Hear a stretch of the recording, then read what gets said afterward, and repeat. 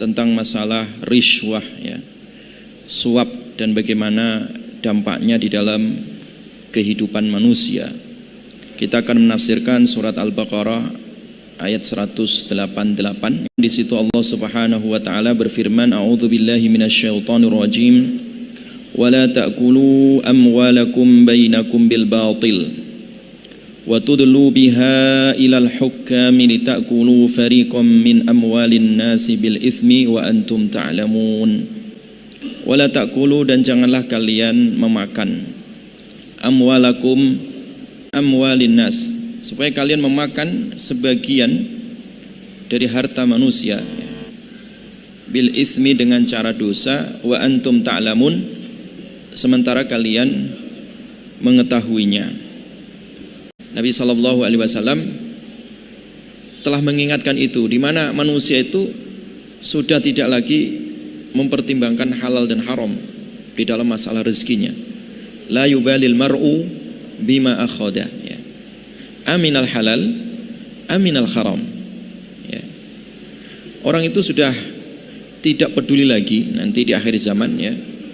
Ini salah satu nubuat yang disampaikan oleh Nabi SAW. Orang itu sudah tidak lagi ya, melihat mana yang halal dan juga mana yang haram ya. Artinya apa? Di situ manusia sudah tidak lagi memperhatikan aturan Allah Subhanahu wa taala. Yang diperhatikan itu tadi, yang penting kepentingannya tadi ya. Tujuannya tercapai, entah prosesnya salah atau keliru, tidak menjadi ukuran. Dia tidak peduli lagi mana yang halal dan juga tidak peduli lagi mana yang haram ya. Sehingga disinilah ya, Nabi SAW mengingatkannya dan juga memberikan peringatan ya.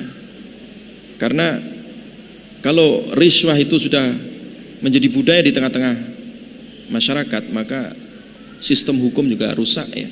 Tatanan sosial masyarakat juga akan rusak ya. Semua orang akan rusak. Kenapa?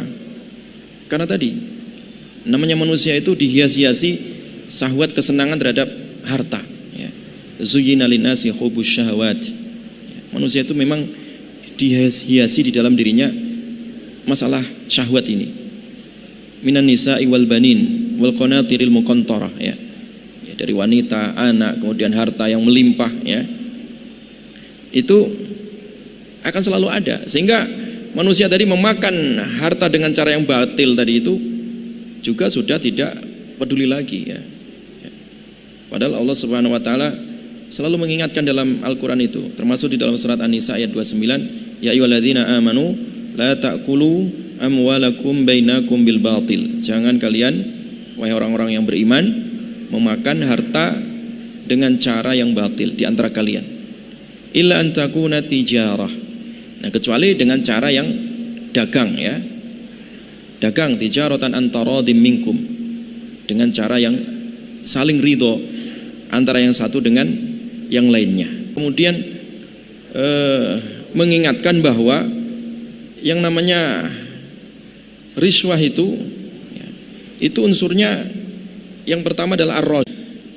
Nah, tiga-tiganya itu juga dilaknat oleh Rasulullah sallallahu alaihi wasallam. Makanya di dalam riwayat Imam Ahmad itu redaksinya lebih lengkap. La'ana ar-rashi, arlu'ina ar-rashi wal murtashi war ra'ish ya. Allah melaknat ya, orang yang menyuap atau orang yang disuap atau perantara penyuap ya. Itu semuanya masuk ke dalam ya, ke dalam lingkaran dosa tadi, lingkaran yang dilaknat oleh Nabi Sallallahu Alaihi Wasallam ya. Itu yang disebut dengan akaluna lis-suhd ya. Mereka itu sama-sama memakan suap ya, di dalam surat Al-Maidah ayat 42 itu akaluna lis-suhd. Akalun, mereka orang yang banyak memakan tadi, lis-suhd, terhadap suap tadi itu. Kemudian yang terakhir ya, Nabi Sallallahu Alaihi Wasallam mengingatkan tentang dampak suap ini yang begitu panjang. Nabi mengatakan ma min qaumin yadhhar fihim ar-riba illa akhadhu ya bisanati. Tidaklah suatu kaum tampak di tengah-tengah mereka riba Jadi kalau riba itu sudah merajalela di tengah-tengah suatu kaum, maka Allah akan menguji mereka dengan paceklik, krisis ya.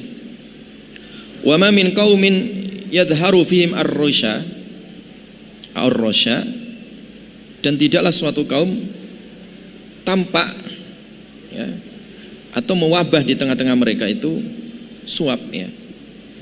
Illa ukhidhu birru'ab, kecuali mereka akan diuji oleh Allah dengan perasaan takut ya, ketidaknyamanan ya, ketidaktenangan. Kenapa dua-duanya disebut oleh Nabi tadi, riba dan suap ini dua-duanya adalah dosa besar ya, karena dua-duanya inilah yang merusak tatanan sosial, tatanan hukum, dua-duanya itu ya.